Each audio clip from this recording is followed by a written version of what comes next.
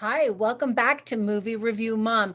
Thanks for visiting my little YouTube channel. Be sure and subscribe and tell your friends because I'm trying to build this little YouTube channel and I really appreciate your support.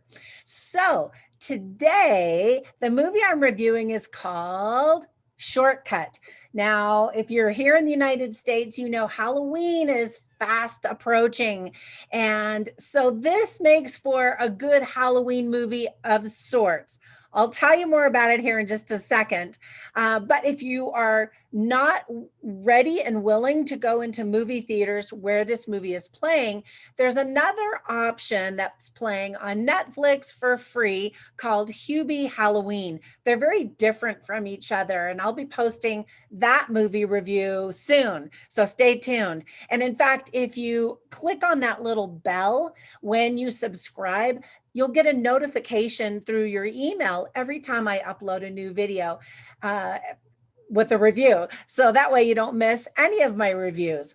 So as I mentioned, this movie is currently in theaters. It's rated R and it's an hour and 20 minutes. And they say that it'll be out on video on demand and DVD in December. And I wonder if it really is going to take that long. I mean, that's quick actually, but in the COVID world, that seems like it's a long time to wait. So we'll see if they bump that up or not. I don't know. I'm going to give you my movie review mom grade at the end after I explain everything about this movie. So first, I'm going to give you a nutshell. I'll talk about some tips for parents, themes, things I liked and didn't like, and then I'll give you my grade and even some recommendations for other movies, even though I already just recommended that other one. Anyway, in a quick nutshell, this is kind of a disappointing horror film. Wah, wah. That kind of gives you a heads up on the grade that's coming. It's directed by Alessio Liguoro. No, I didn't say that right. Liguori. Ligori. Anyway, and written by Danielle Koski. If you're dying, pun intended, for a Halloween movie, this feels more like a comedy based on kind of an old school jump scare flick. It's kind of the movie that teenagers would put on the TV during a party just for background music and some laughs. So, again, there's a heads up on the grade that I'm going to be giving it. Sadly, it's unmemorable. In 3, 2, 1. Yep, I already forgot about it. No, I'm just kidding. But it's not very memorable, and I'll tell you why. First, let me give you some tips for parents. Even though the movie is not very good, it still can scare young kids for sure. There's some profanity, but there's a ton of F bombs. There's blood and gore, some sexualized jokes, and some people die while other people are in peril during most of the movie. So, I mean, it's a typical horror movie in that regard. Now, some themes that were positive are courage, and a couple of lines mention some scenes. So, one line spoken by a character named Nolan, who's played by Jack Kane, said, "What counts is us and our friendship," which is a good message. And then later he says, every journey has its road, and every road sooner or later comes to a crossing. So it's a little bit of a coming of age story. However, not really, but these teens experience some things that will forever stay with them. Anyway, all right, let me tell you about some things that I liked about the movie first. So you get to see the bad, scary monster. So that's good. He kind of looks like this bat human monster thing. And I like scary movies where you do finally get to see him. I've seen some movies, Cloverfield comes to mind, where like the whole time you're like, what is it? What does the monster look like? So you get to see it. And it's very convenient for these teenagers that the monster moves very slowly. So they have time to run away. The bad news is that for me at least, it looked like a fake animatronic of sorts. And then there's also another monster before you get to this monster, and you see that one as well. I don't want to give you any spoilers. American audiences are not going to recognize any of the young actors in the movie. At least I didn't. They are Zach Sutcliffe, Molly Dew, Jack Kane, as I mentioned earlier, Sophie Jane Oliver, and Xander Emlano. Now, a lot of American stars get their start doing horror movies. So, best wishes to all of these young actors. The lovable bus driver was played by Terrence Anderson, and he tells the teens a riddle while they're driving in this bus because he knows that they like them so much. And as an audience, we finally get to learn the answer at the end of the movie if you haven't already worked it out while you're watching the movie.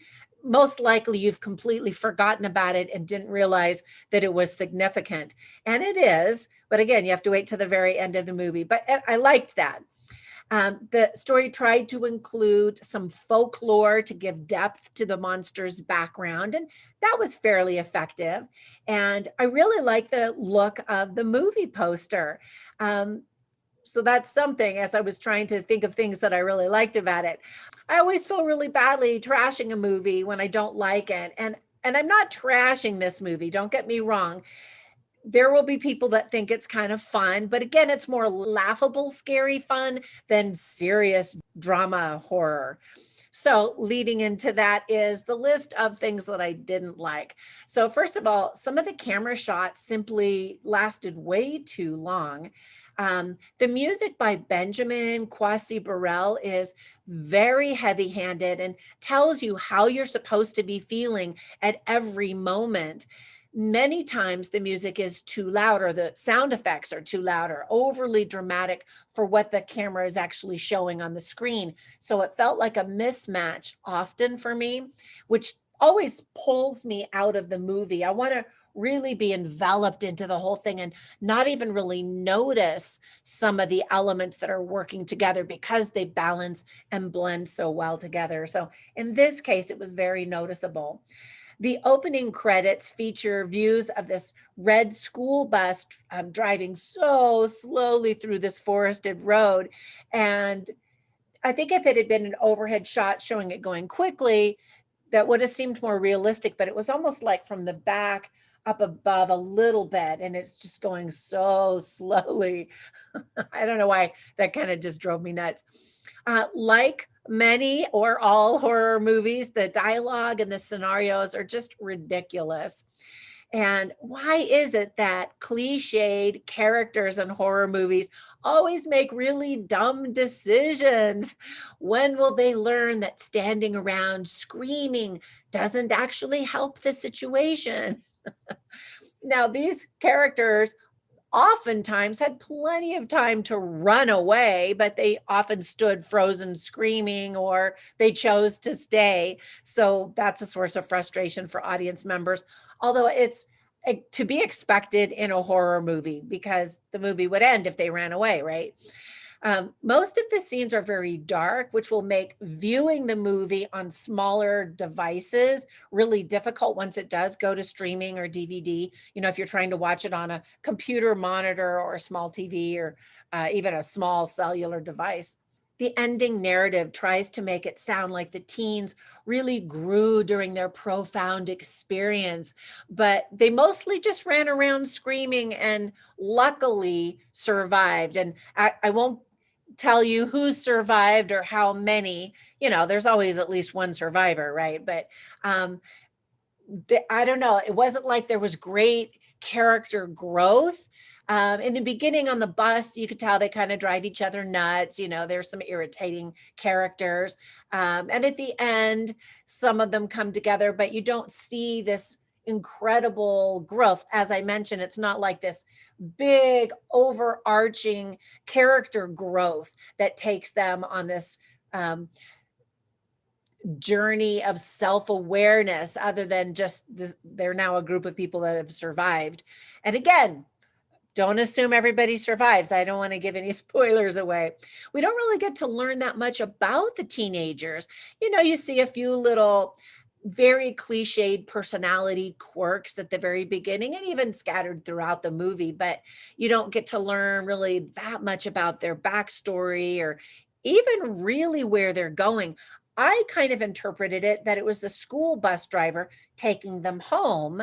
And then there were some trees that were knocked over. And so they had to take a detour, which is what set them on this shortcut to where they were going. But I've actually seen other reviewers say, no, they were on a field trip, but there aren't that many teenagers to make up a big field trip. So it's not super clear what actually put them into this original situation, but honestly, you just don't care. Now, a final recommendation that I would have, in addition to Hubie Halloween playing on Netflix, is Stranger Things. And I've read some movie reviews saying that this movie reminded them of Stranger Things simply because there are teenagers experiencing some pretty crazy things. So if you like this movie, check out Stranger Things if you haven't seen it already. Okay, now if you are in a state that does not allow trick or treating, I hope that you find creative things to do at home or in safety, and that you can decorate your house and enjoy the crazy holiday that Halloween is. Anyway, thank you again for subscribing. Be sure and comment down below on what you're planning on doing this Halloween. And if you don't live in the United States, it'd be super entertaining to read what you think Americans do for Halloween. Or what you think of the tradition. It is a weird holiday. Anyway, that's it for me. I will catch you in the next one. Until then, bye for now.